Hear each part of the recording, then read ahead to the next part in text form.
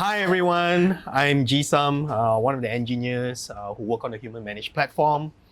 I want to talk about some of the stuff that happens in the background that our customers don't see on the platform. If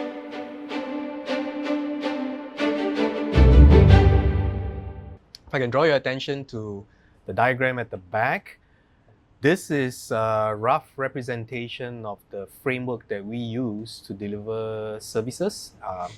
It also underpins some of the principles and way that we build the platform. If you can just look at the boxes with the numbers there, 1, 2, 3, 4, 5, 6, those are where we build domain-specific models for our services. And the rest of the boxes that don't have the numbers, those are just different ways or different places where we store data. So in almost all the services that we deliver to our customers, we always start with a data journey. And the data journey for us is really looking at how data comes into the platform, how it gets processed, and what we produce as an output to the customer. The diagram that you see here is sort of a high-level representation of that data journey. And there are actually just two major parts to that diagram, which is there's a section down here which is for us to process time-sensitive data. This is data that comes in and is processed almost at a near real-time rate. And then we have another one up there, which is historical data. This is batch data processing. So let me just start by talking and showing you what we do around time-sensitive data. Now, we use a lot of streaming technology, primarily Kafka, to handle stream data. So data is collected and sent into our platform either in batches or streamed in real time. So what I'm showing here is this tool that we use called Buying Plane. And the whole Buying Plane suite of technologies is very straightforward. It's built around the OpenTelemetry model. And so Buying Plane is able to natively understand logs, traces, and metrics. What I'm showing you here is a typical screen in Buying Plane that shows you how data is transformed. On the left pane, what you see here is the source data that comes in. In the middle pane is a set of transformations that we apply to that data. And then on the right, that's the output data that gets shipped out. What you don't see here is before this pane, there's a bunch of tools and technologies we use to ship data into Buying Plane. And after that plane, there are various destinations that we can configure so that Buying Plane knows where to send that data to.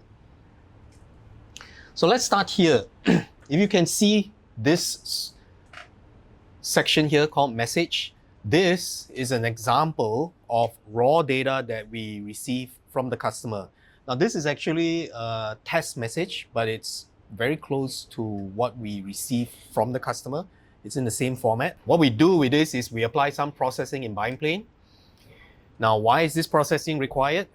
So every data that comes in needs to be tagged so that we know what format this data is in, because there is a set of downstream processes that we apply to the data when we know what it is. So what we do in Buying Plane at the initial ingestion stage is we apply what is called an ingestion label. And in this case, it's a custom ingestion label, and it's called Blade Runner malware. So we tag this piece of data that you see here with this label, Blade Runner malware, and then we ship it out to a destination. So if you look on the right, there will be a field called Chronicle log type. And if you see this, the value in that field is Blade Runner malware. Chronicle log type is Blade Runner malware. So this is very key to us because we need to know what data is coming in so that we know how to process this. Now, in the case of Buying Plane, we actually have one destination called Google SecOps. And let me just show you the Google SecOps console. Okay, so what I'm showing you here is Google SecOps. Now, this is another tool that we use to process Blade Runner malware data. We have a bunch of different tools again that we use for processing data. So what I'm showing you is just one of the tools that's involved in the SecOps pipeline. And so when that data comes in from buying plane, it gets shipped into Google SecOps. And in Google SecOps, what we do is we actually have this, parsers. Remember I spoke about the importance of labeling the data? That's where the parser comes in. So the parser is specifically written to parse only Blade Runner _ malware labeled data. And this is the parser that we have. And its job is to parse this payload and extract the necessary bits of information that's important to us for delivering the SecOps service. Once this parser is done, that set of data is now in a format called UDM, which stands for Unified Data Model.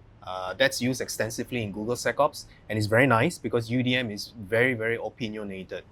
So once you have that data in the UDM format, you can then write detection rules, and we have one here just for that use case. You can write detection rules that can be scheduled to run, in this case, near real time. So the moment the data comes in, typically within a couple of minutes, the rule will fire, and the rule will create within SecOps an alert, and that then triggers the creation of a case. Once that happens, the case, if I can show you this, then triggers a playbook. And the playbook in this case is, if you can see this graphical representation here, this is the playbook. The playbook does a series of steps. Now, right now, this playbook is quite straightforward for version 1. I'll show you what it looks like. And so the playbook is triggered by the case. Playbook then extracts the required fields from the payload that's already in UDM format, sends it off to Google Threat Intelligence for enrichment. And then we get back the result from Google Threat Intelligence. And once that's done, we ship that information back, this step, to our instance of Kafka. Now we use a Kafka alternative called WarpStream, but it is 100% compatible with the Kafka protocol. So this last step here takes what has been enriched with Google Threat Intelligence, sends it back into Kafka for processing, and that's where we use another technology called ByteWax. And ByteWax is simply a way for us to process every message that arrives in WarpStream. What we do there is pretty straightforward. We take that data, we manipulate some of the data, we add some additional metadata into it, and then we trigger some large language models to help us process that data for delivery to our customer. And so we have a ByteWax operator that is able to, this is the source code for the ByteWax operator. And what it's able to do is to trigger large language models in a number of different providers. So we support Bedrock, we can do anything from Vertex AI, we can do anything from Azure as well, and even self-hosted models. And so when that large language model gets triggered, you obviously need to supply a prompt with it, right? So the prompt is managed in another tool called Langfuse. And Langfuse's job is simply just to manage prompts, version it, to add tags into it, to allow people to collaborate, to allow people to test the models out with the prompts that they are editing. So for example, we have a prompt here, which is involved in a SecOps service. And this prompt, as you can see, is quite long, but as that is the nature of the work that we do, right? And so this prompt, combined with the Google Threat Intelligence payload that's been enriched, is sent off to a language model. Language model does the processing. We get the result out of this. We then send it to a delivery service called Courier, which sends a notification out to our customers as an email. Obviously, we have the flexibility of choosing different delivery channels, like if the customer wants an SMS or they want a Slack notification, we can absolutely do that as well. So this part of what I've shown you is this entire section down here, all the way up to here, just here. What I didn't mention just now was when that data lands in Kafka, there is a part of that data journey that splits off into the bytewag stuff that I just spoke about, and there's another part that splits off into a lakehouse. That path that goes into the lakehouse takes a different language model, a different prompt, which then converts all that input into an object that we persist into our lakehouse. Now the lakehouse is actually, if I just bring you back to this diagram, right up here, the silver store. Now if you look at the silver store, there are additional lines going down to number 1, number 2, which eventually go to number 4, 3, course of action, and 5 and 6. These are all models. And what I mean by that is, remember what I spoke about is from the left, from stream, all the way until just before model inference. And there's a part of that path where the data is sent to a lakehouse. That set of data is then sent for model training, feature extraction, labeling, etc., etc. And that whole section, I will now pass over to Adam to talk about. Hello world, I'm Adam, and I'm our lead AI engineer. So what drives our platform in real time is this segment here. And what helps support this is this pipeline here, which does not run in real time. It runs on a scheduled basis, and the primary goal of this batch pipeline is to perform model training. And to develop these models, I will show you our model development lifecycle. But the goal of this here is to create this. So each of these, each number here is a model.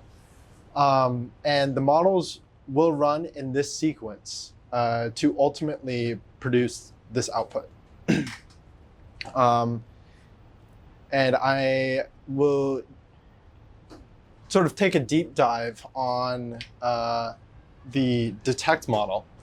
But the process for developing this model is going to be similar for the remaining models. So the first step in model development is we need to develop a model based on the assets we want to protect. And so the first step is to create an asset catalog. We maintain these asset catalogs in a batch fashion with an orchestration tool called Dagster. In Dagster, you're able to create these jobs that contain assets. Assets is a representation of data. And so we have a job here that sources data from cloud, transforms that data, structures it, consolidates it, and then extracts the features we need that'll be useful for model development. And then once we've done that, we store those extracted features back into cloud. And so I will hand it back to Jesum of how we use Lakehouse to store our asset catalog. So asset data for us comes in batches. That set of data gets processed through our pipeline and eventually ends up in the lakehouse, which is the silver store in the earlier diagram that I was showing. That silver store contains all the, well, two sets of asset catalogs for us. There's one set which shows the current state of the assets, and there's another set which shows the historical state of the assets. And the real difference between the two is very simple. The current state basically means it's whatever assets that the customer has as we last saw it, whereas the historical state is a pure append-only data set. So if a machine appears 10 times in the last 7 days, and what I mean by appear 10 times is we collect that data 10 times and we see that machine 10 times, then in the historical data set, there will be 10 instances of that asset, each with a different timestamp. Whereas in the current asset catalog, there will only be one, which is the latest asset state for that machine. And so once it goes into the lakehouse, we've actually done a lot of processing on that asset catalog. We've done transformation, we've normalized it, we have our own schema for it, we've also done some feature extraction out of it. All that gets saved into the lakehouse, which we can then use for model training. Now what I'm going to show you here on the screen is the data that is in that lakehouse. And specifically, I am only showing the current asset catalog, not the historical asset catalog, just for demo purposes. And I'm just limiting the query to 1,000 rows. But if you can just look here, this is live data that is coming out from our APIs, accessing the lakehouse. Now, I want to scroll down a little bit and just show you, just to give you an idea of the kind of features that we calculate. Yeah, here. So you can see there's like total fields compared, there's data reliability, there's conflict score, conflict penalty, source diversity. These are the value add calculations and that we put into the data. So we don't just do a catch and pass. These additional labels and features, well, these additional features that we calculate become necessary when we start doing model development. And I will pass it back to Adam to continue that presentation. Okay, so the first step in developing a model is we go to a notebook and start analyzing the data. Once we are able to see a sample of the data set, we start to infer patterns and then start to think like what sort of best methods can be applied here to get the desired output.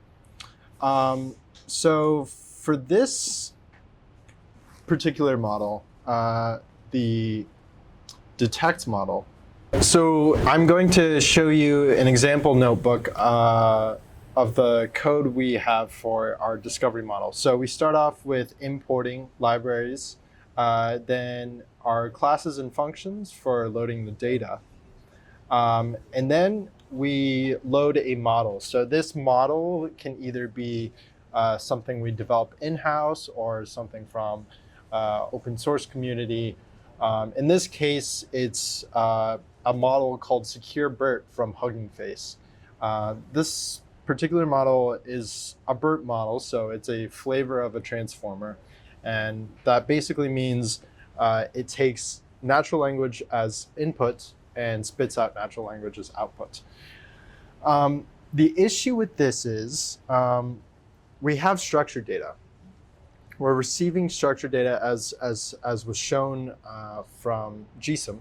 And the challenge is converting that structured data into unstructured data, into natural language text, such as like a sequence of sentences or a paragraph. And so after we've converted that, we can then put it through the model for inference. However, the issue then is that the model is going to spit a chunk of text out. And so what we have to do is we have to fine-tune the model such that it only spits out the labels that we are trying to go for this model. So in this case, it is benign, suspicious, or malicious. So the events will be security alerts that we are classifying as either benign, suspicious, or malicious. And in order to fine-tune this model, you'll need a labeled data set of basically as much data as you can where each entry in the data set is an event, an input with an accurate label attached to that, one of them being either benign, suspicious, or malicious. So once we have that data set available, we can begin our pre-training. We can begin our fine-tuning. And so this is the training arguments I've provided. We have an epoch of 5 and a batch size of 32. And with the T4 GPU on Google Colab, this takes about 10 minutes. And so we've developed our model at this point, and it's ready for inference. However, this is just the testing phase. To bring this model in production to support our pipeline, we go back to Dagster, and we are back in Dagster. So here we have our secure BERT training job, where essentially we are running the same sequence of actions as in the notebook, but just in an automated and more mature way, repeatable way as well.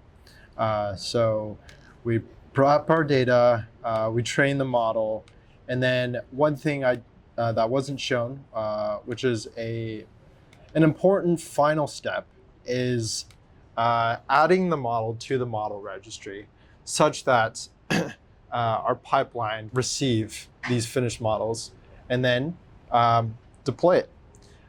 There's some validation that happens in between these two steps, but at this point, our pipeline is then ready for real-time inference.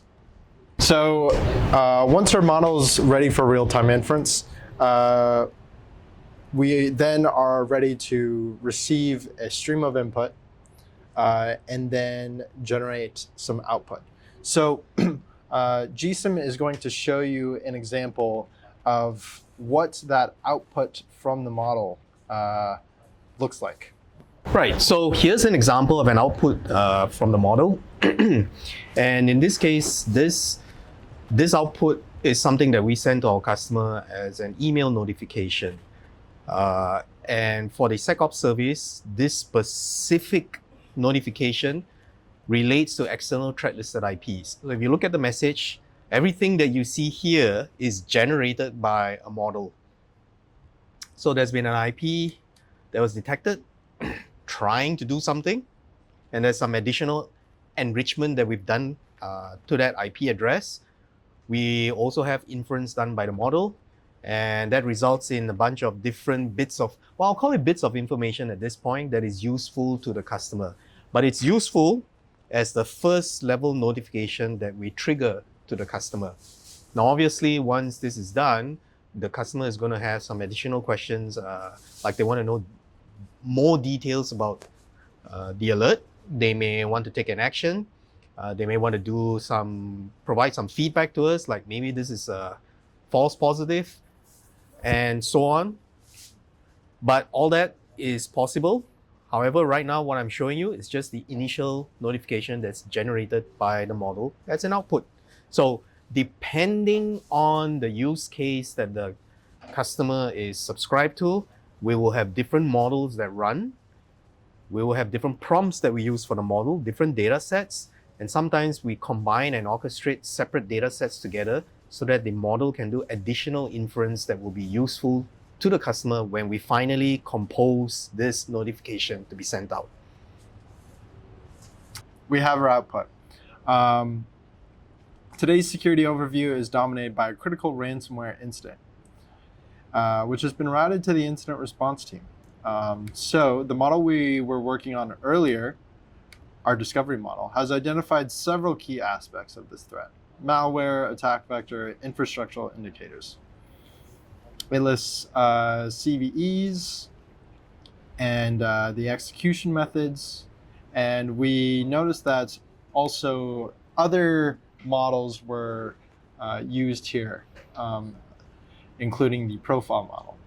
And so this output since it is grounded on our own data, it is able to cite its sources. So, for instance, we see that there is a PowerShell command that was ran. And so we can look into the data. We can see indeed there was an actual PowerShell command that was executed. This is our entire output from the sequence of models.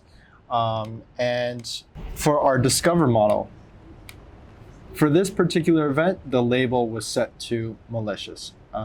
So that is our models working in action. Thank you very much for spending the time with us today. If you have a lot other questions, you can get in touch with us. We will leave some information on how you can do that. Thank you, everyone. Thank you. Bye.